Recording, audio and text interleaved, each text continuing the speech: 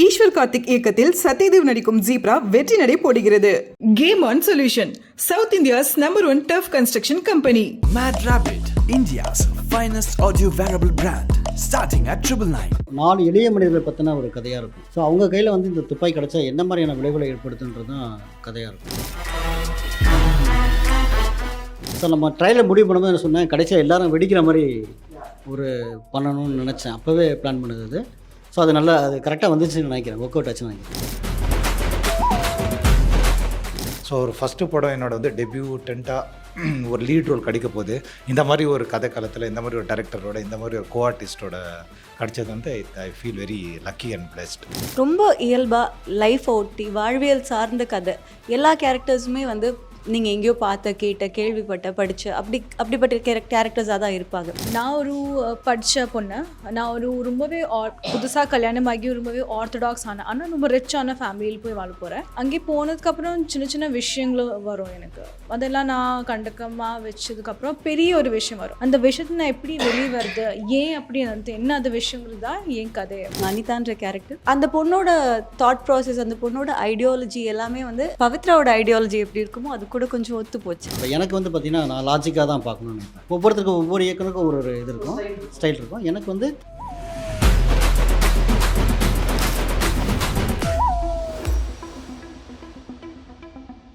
Sir உங்கள் கண்டனம் தெரிவிக்கணும் சார். எதுக்கு? அதாவது உடம்பு முடியாதவங்கள பவித்ரா அவங்க கஷ்டப்பட்டுருக்காங்க, முடியல. ஆர்டிஸ்ட் ப்ரோக்கிங் இன்டு பீசஸ் அப்படின்ற மாதிரி இருக்கு. முடியல, அந்த அளவுக்கு அவங்க இல்லை, அவங்க பைக்கில் ஷூட்டிங்கில் பைக்லேருந்து வந்து டக்குன்னு அடுத்த ஷாட் ரெடி ஆகிட்டு. அப்படியா? இப்போ நம்மளை பழகி விட்டாங்க. அப்படியா? ஷூட்டிங் ஸ்பாட் பைக்லேருந்து ரெடி ஆகிட்டு. நீங்கள் அவங்களுக்கு சப்போர்ட் பண்ண உடனே என்ன சொல்கிறாங்க, சரி கிளம்பலாம் சார், போகலாம் அப்படின்னு. இப்போ ஒரு ஆர்ட் வந்து எனக்கு அப்படி துடிச்சிருந்தா, இன்னொரு ஆர்ட்டில் வந்துட்டு அஞ்சலி அப்படின்ற மாதிரி லேப்டாப்னு கேட்டுட்ருக்கு. ஆமாம், ப்ராக்டிக்கலாக இருக்காது 2 ஆர்ட்டு. பட் இருந்தாலும் லப்பு டப்பு அப்படின்ற மாதிரி அப்படி கேட்குறது. சார் சொல்லுங்கள் சார், எப்படி இந்த மாதிரி வைப்ரண்டான டீமை செலக்ட் பண்ணுறது, அதை தாண்டி இந்த once upon a time in மெட்ராஸ்ன்னு சொல்லி ஒரு படத்தோட கதையில் இவங்க நடிக்க வைக்கிறது? Once upon a time in Madras இது வந்து பார்த்திங்கன்னா ஒரு hyperlink non linear script genre. இது வந்து எந்த ஆர்டிஸ்ட்டையும் வந்து பிளான் பண்ணலை. கதை எழுதிட்டு அதுக்கப்புறமா நம்ம ப்ரொடக்ஷன் சைடில் சொல்லும்போது அவங்க வந்து சின்னதாக ஸ்டார்ட் பண்ணலான்னு தான் நம்ம ஸ்டார்ட் பண்ணது. சின்ன சின்ன ஆர்டிஸ்ட்டாக வச்சு போயிடலாம் அப்படின்னு சொல்லிட்டு. அப்புறம் அந்த கதையோட இதை உள்வாங்க என்ன பண்ணாங்க, ஒரு ஆர்டிஸ்ட்டாக உள்ள வர ஆரம்பித்தாங்க. அப்புறம் பார்த்திங்கன்னா நல்லா பெரிய பெரிய ஆர்டிஸ்ட்டாக உள்ளே வந்துட்டாங்க. எனக்கு வந்து கொஞ்சம் வசதியாக போயிடுச்சு. எல்லாம் சிங்கிள் டேக் ஆர்டிஸ்ட்டாக இருக்காங்க, சொன்ன உடனே செஞ்சுருவாங்க எல்லாத்தையுமே. ஸோ ரொம்ப இப்படி ஒர்க் பண்ணது ரொம்ப ஹாப்பியாக இருக்குது. சரி, அந்த இன்சைட்டிங் ஒரு ஃபேக்டர் இருக்கும் பார்த்தீங்களா, படம் பார்க்கும்போது தூண்டும். அந்த ட்ரெய்லரில் வந்து பார்க்கும்போதே சரி நம்ம இந்த படத்தை தியேட்டர் போய் பார்க்கலாம் அப்படின்ற அந்த ஃபேக்டர் வைக்கும்போது உங்களுக்கு என்ன தோணுச்சு? பிகாஸ் ட்ரெய்லர் பார்க்கும்போது இது என்ன கதைன்னு நம்மளால் வந்து யூகிக்க முடியல. ஓகே, இப்போ சில ட்ரெய்லர்லாம் வந்து எவிடெண்ட்டாக காமிச்சிருவாங்க, இதான் கதை, நீங்கள் வந்து பெரிய ஸ்க்ரீனில் என்ஜாய் பண்ணிக்கோங்க அப்படின்னு.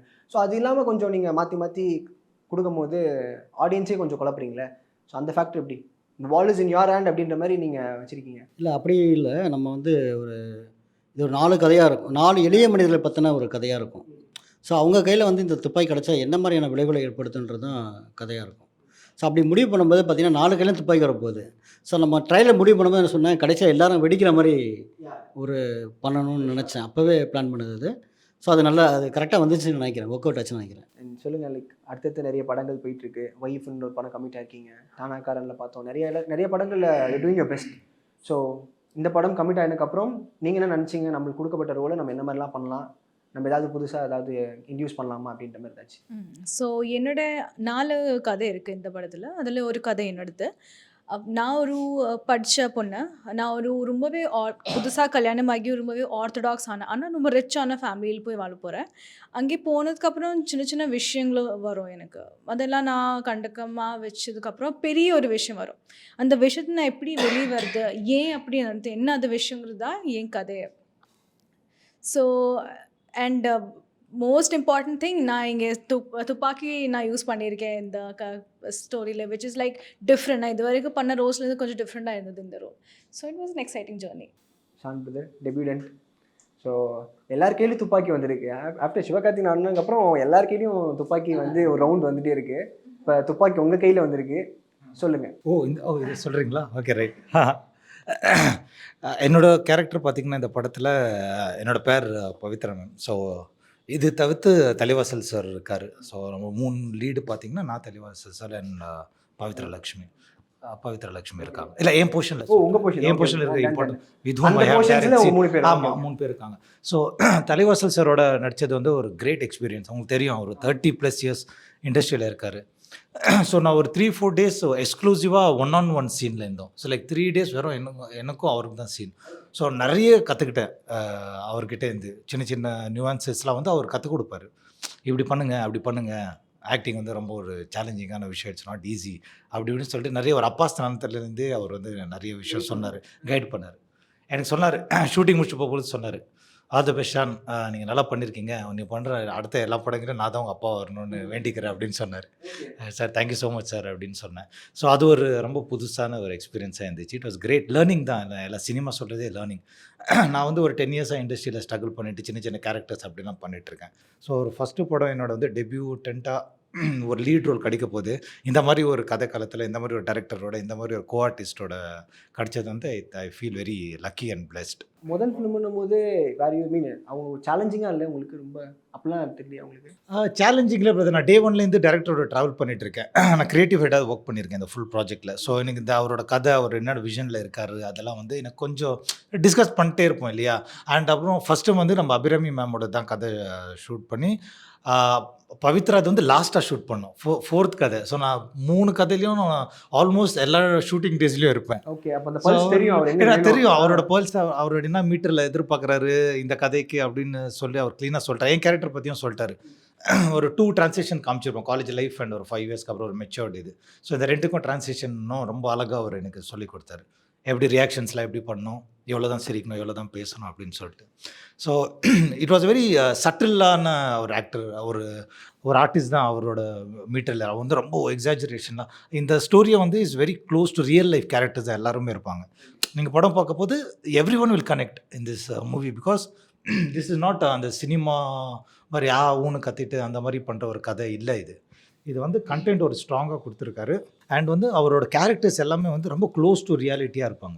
நீங்கள் பார்த்தீங்கன்னா, நான் இந்த மாதிரி பொண்ணை பார்த்துருக்கேன், நான் இந்த மாதிரி பையனை பார்த்துருக்கேன், இந்த மாதிரி அப்பாவை பார்த்துருக்கேன், இந்த மாதிரி மாமனார் மாமியாரை பார்த்துருப்பேன், நீங்கள் கண்டிப்பாக எல்லா ஆடியன்ஸும் சொல்லுவாங்க. Okay, no exaggerating thing. No exaggerating thing. It was like very simple and இன்னும் கைண்ட் ஆஃப் அவருக்கு வந்து சட்டிலான பெர்ஃபார்மன்ஸ் தான் அவர் எதிர்பார்த்துட்டு இருந்தார். He was not into that kind of அந்த சினிமாவோட அந்த ஒரு மீட்டர், ஒரு ஆக்ஷன் போடலாம் ஹீரோ அப்படின்லாம் கத்தி அப்படிலாம் அவருக்கு இல்லை. ஓகே, ஏதாவது வந்து ஆமாம், நீங்கள் வாங்க, உங்களுக்கு அவர் வந்து க்ளீனாக சொல்லிவிடுவார் என்ன மூடில் இருக்கீங்க, அதை நீங்கள் உங்கள் ஸ்டைலில் என்ன டெலிவர் பண்ணுவீங்க பண்ணிட்டு போயிட்டோன்னா கம்னு இருப்பான். இல்லைனாலும் அவர் வந்து அதை நடிச்சு காமிக்கிறது அப்படிலாம் பண்ண முடியும். இல்லைங்க இதோட வேறு மாதிரி பண்ணுங்கள், இந்த டைலாக் வரப்போது கொஞ்சம் இந்த எக்ஸ்பிரஷன் கொடுங்க அப்படின்னு ரொம்ப ஃப்ரீடம் நிறையா கொடுப்பார் ஆர்டிஸ்ட்க்கு. ஸோ டெபியூட்டண்ட்டாக நம்ம வரப்போது நம்ம வந்து ரொம்ப ராவாக இருக்கும்ல, அதை அவர் கரெக்டாக யூஸ் பண்ணிக்க தெரிஞ்ச ஒரு டேரக்டராக இருந்தார். இட் வாஸ் லைக் ஒரு அந்த ட்ரெய்லரில் பார்க்கும்போது கொடை பிடிச்சிட்டு மலையில் நனைஞ்சு ஏதோ ஒரு ஷாட்டில் வருவாங்கல்ல, அது அல்ட்டியாக இருந்தது. அது ஒரு பிளாக் கலர் ட்ரெஸ், எல்லாம் பசங்களை அட்ராக்ட் பண்ணுறது மாதிரியே கரெக்டாக எப்படி சூஸ் பண்ணீங்கன்னு தெரியல. ஐயோ, நான் சூஸ் பண்ணல, ஐ மீன் அது சொல்ல காஸ்டியூம்ஸ் அமைஞ்சிருச்சு அப்படி சொல்கிறேன். But at the same time அந்த ரொமான்டிக் போர்ஷன்ஸ் உங்கள் 2 பேருக்குமே பயங்கரமாக ஒர்க் அவுட் ஆச்சு. எப்படின்னா அந்த ரொமான்டிக் இல்லை, இந்த படம் எப்படி, இந்த படம் அப்படி அப்படி. ஸோ அது காலையிலேருந்து சொல்லிட்டு மிக்ஸ்டாக போடுறேன். என்னடா இது, நம்ம லைட்டாக என்னடா இது அப்படி போட்டு ரோலிங்கில் விட்டு சால்சாலாம் பண்ணுறாப்புல, என்னடா இருந்துச்சா மனுஷனுக்கு ஆப்பிள் சைஸில் மச்சம் வர வந்தது. பேசி முடிச்சிட்டிங்களா 2 பேரும்? நான் பேசலாமா? Being a part of a film like this itself எனக்கு வந்து ரொம்ப பெரிய ப்ரிவிலேஜாக தான் இருந்துச்சு. ஃபஸ்ட்டு ஏன்னா ஸ்டார் காஸ்ட் நீங்கள் பார்த்தீங்கனாலே தெரியும், அமேசிங்கான ஸ்டார் காஸ்ட். இப்படி ஒரு ஸ்டார் காஸ்ட்டில் நம்ம முகமும் இந்த போஸ்டரில் இருக்குது அப்படின்னு பார்க்கும்போது அது ரொம்ப ஒரு ஸ்பெஷலான ஒரு விஷயம். அண்ட் அதுக்கப்புறம் கதைக்குன்னு வந்தால் ரொம்ப இயல்பாக லைஃப் ஒட்டி வாழ்வியல் சார்ந்த கதை. எல்லா கேரக்டர்ஸுமே வந்து நீங்கள் எங்கேயோ பார்த்த, கேட்ட, கேள்விப்பட்ட, படித்த அப்படிப்பட்ட கேரக்டர்ஸாக தான் இருப்பாங்க. ஸோ அப்படி இருக்கும்போது நம்ம ஆக்டிங்குமே அதுக்கு தகுந்த மாதிரி மாற்றணும், ரைட்? நீங்கள் வந்து லவுடாக எக்ஸாஜரேட் பண்ணி ஆக்ட் பண்ண முடியாது. ரொம்ப சட்டிலாக க்ளோஸ் டு ரியாலிட்டி. வீட்டில் எப்படி இருப்பீங்களோ அப்படி நடிக்கணும். அப்போ நடிக்கவே தேவையில்ல, அப்படி நடிக்காத மாதிரி அதுதான் கஷ்டம். நடிக்காமல் இருக்கிறதே கஷ்டம் நிஜமா. ஏன்னா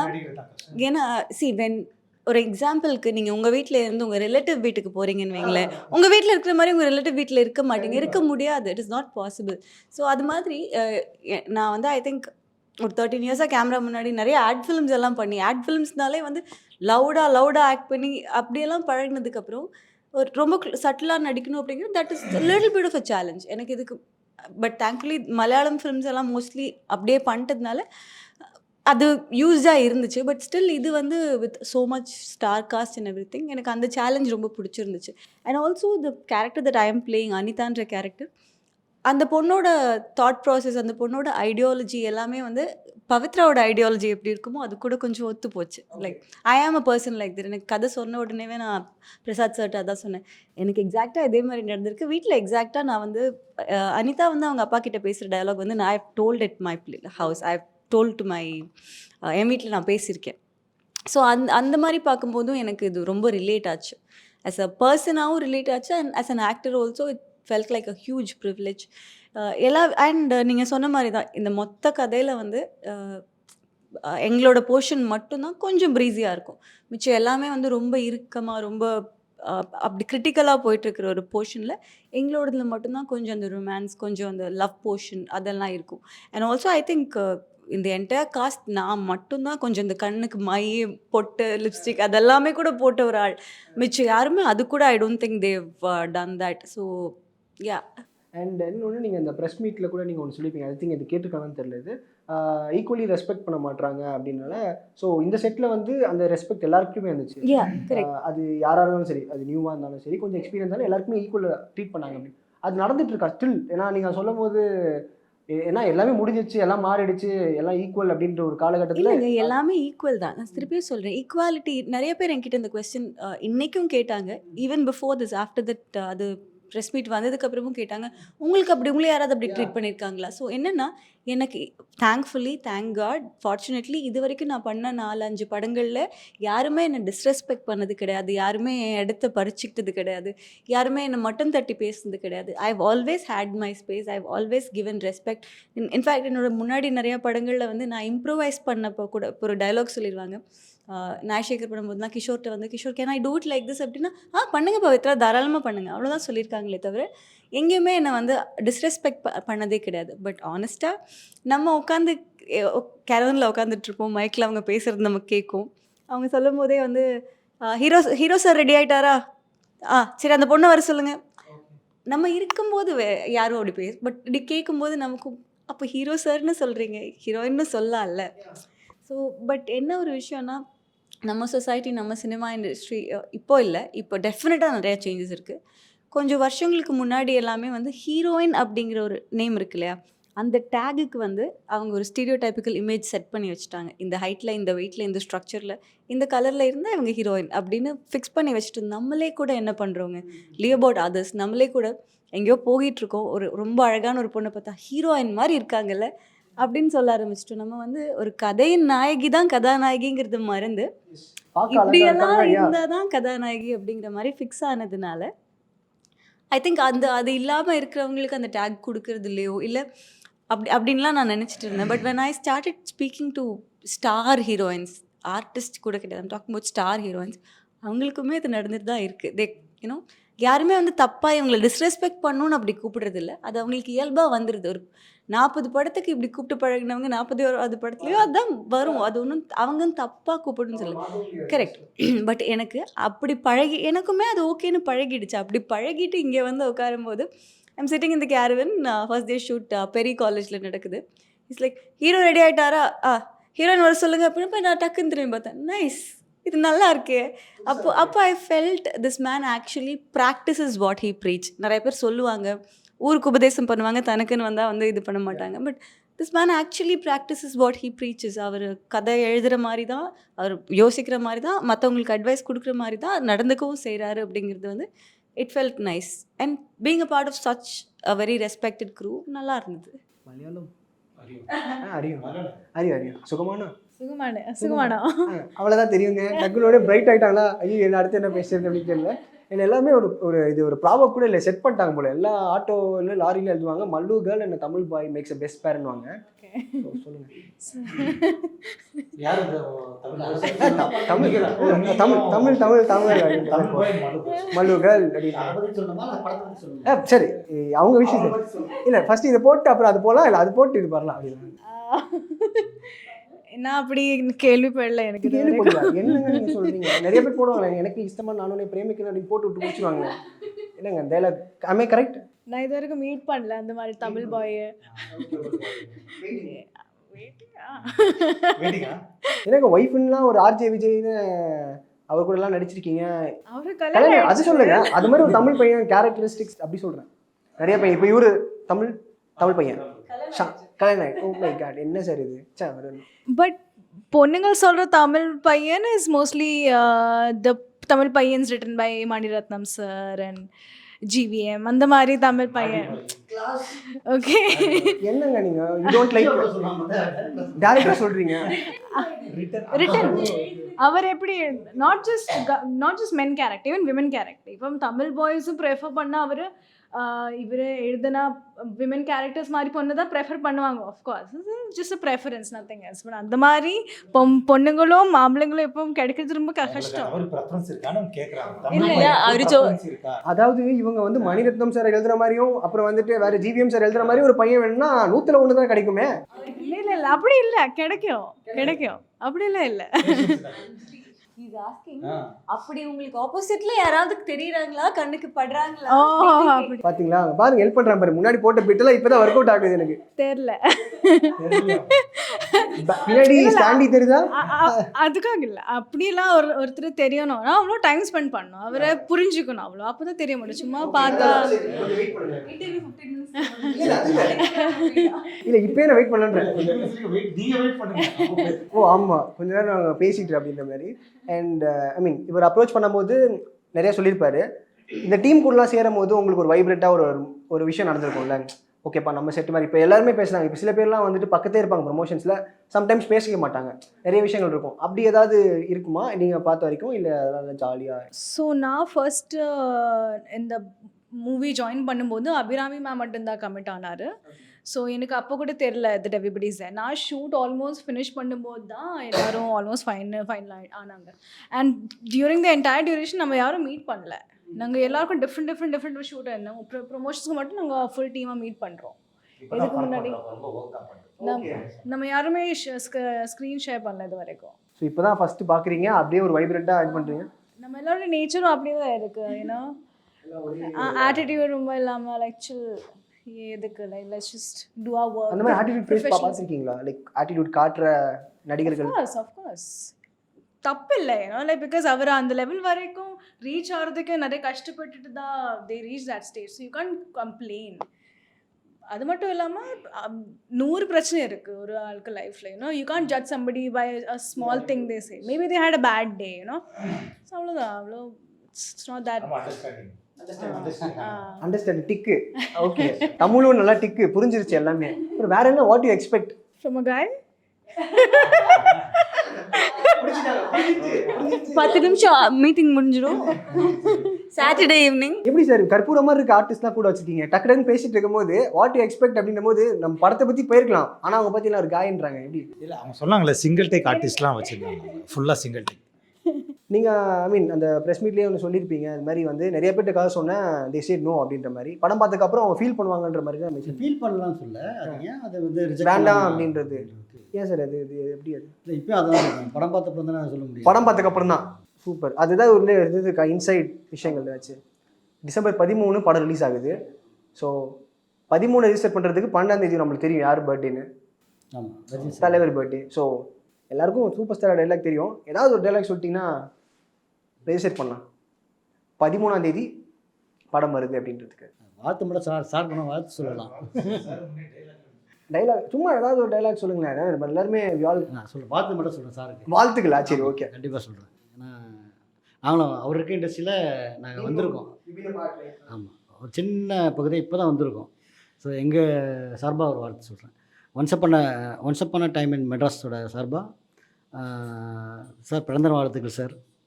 உங்களை நேரில் பார்த்ததில்லை, இந்த வாழ்த்து மூலிமா என்னோடய விஷஸ் அவங்களுக்கு ஷேர் பண்ணிக்கிறேன் சார். தேங்க்யூ. நீங்கள் டைலாகாக சொல்லுங்களேன், நல்லா இருக்குங்க. ரஜினி சார் மலையாளம் பேசுகிறேன்.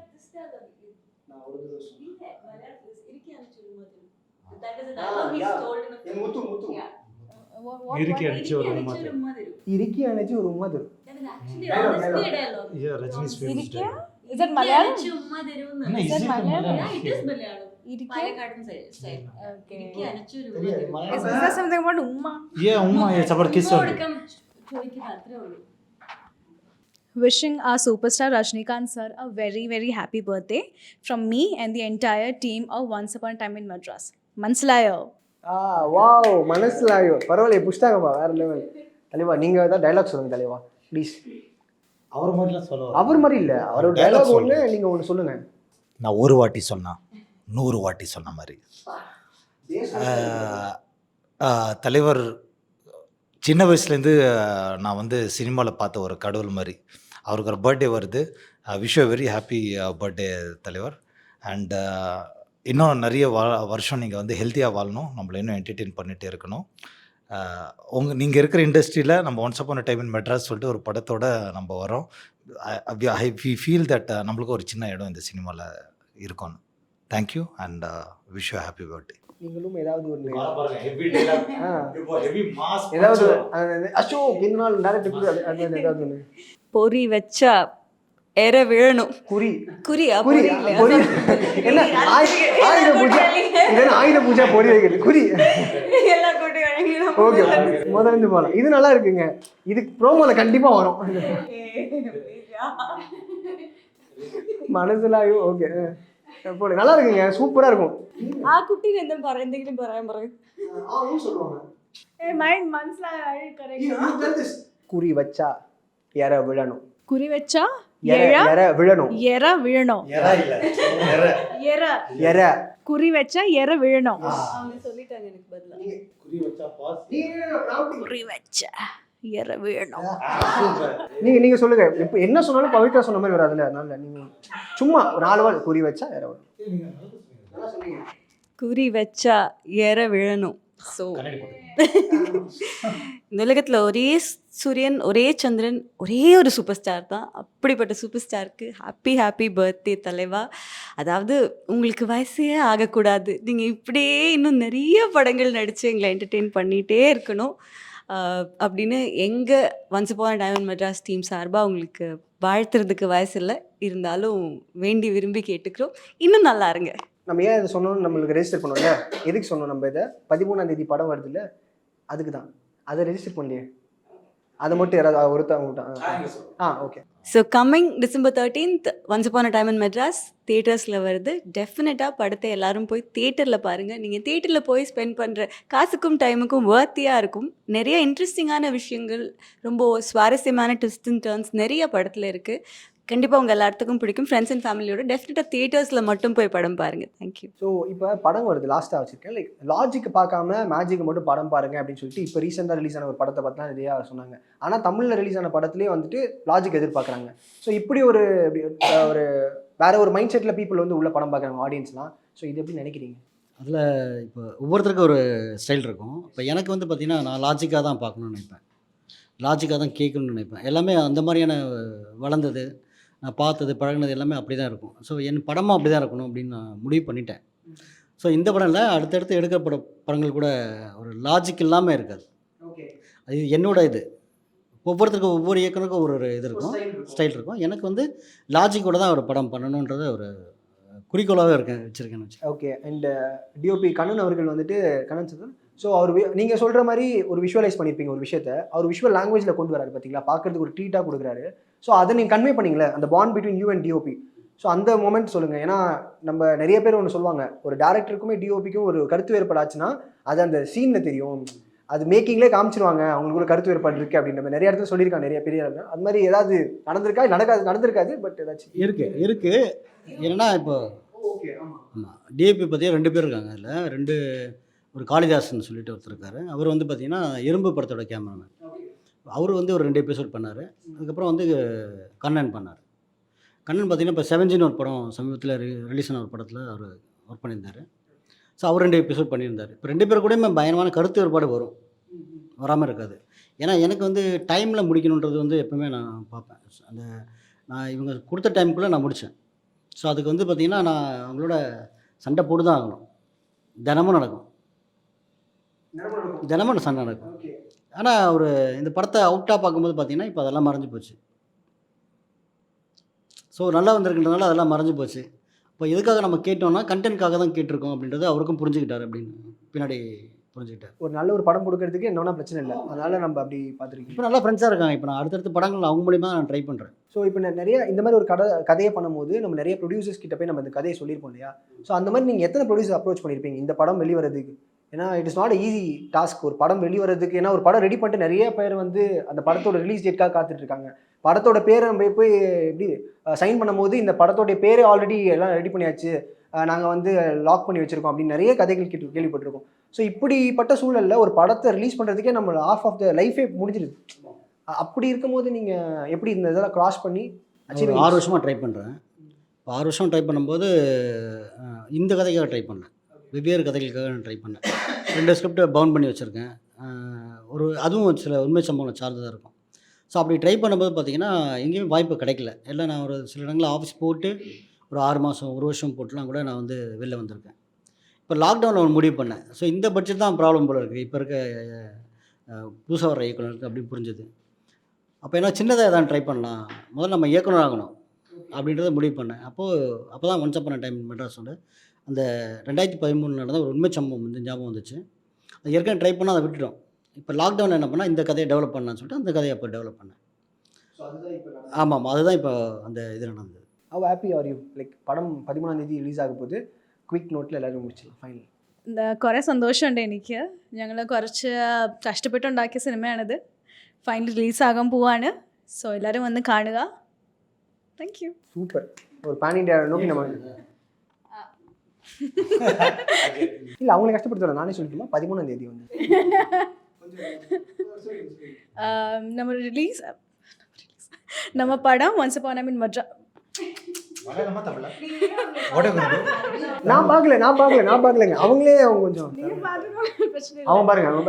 நம்ம படம் once upon time in Madras December 13 release ஆக போகுது. ஸோ கண்டிப்பாக நீங்கள் எல்லாரும் ஃப்ரெண்ட்ஸ் அண்ட் ஃபேமிலி கூட வந்து பாருங்கள். தேங்க்யூ.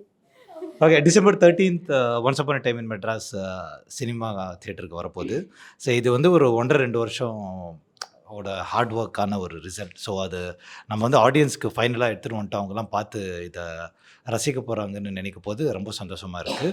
ப்ளீஸ் தியேட்டருக்கு வந்து பாருங்கள், டிசப்பாயிண்ட் ஆக மாட்டீங்க. You'll be very contented. Thank you. சொல்லிட்டீங்க. நன்றி வணக்கம் மட்டும் சொல்லுங்க உங்கள் வாயில. அவ்வளோதான், முடிச்சிடலாம். ரொம்ப ஹாப்பியாக இருக்குது. ஆஃப்டர் லாங் டைம் என்னோட படம் வந்து தியேட்டர்ஸ்க்கு வருது. நான் நடுவில் ஒரு பிகாஸ் ஆஃப் பர்சனல் ரீசன்ஸ் நான் ஒரு 1 year ஐ டென்ட் ஆக்ட். அதுக்கப்புறம் எனக்கு ஒரு படம் தியேட்டருக்கு வருதுன்னா அது once upon time in Madras.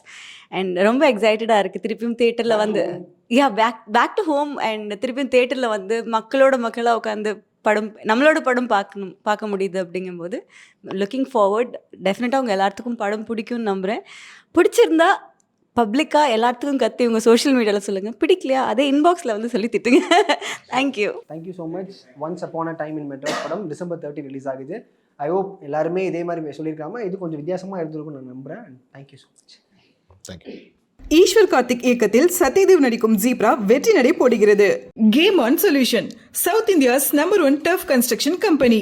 Mad Rabbit, India's finest audio wearable brand, starting at 999.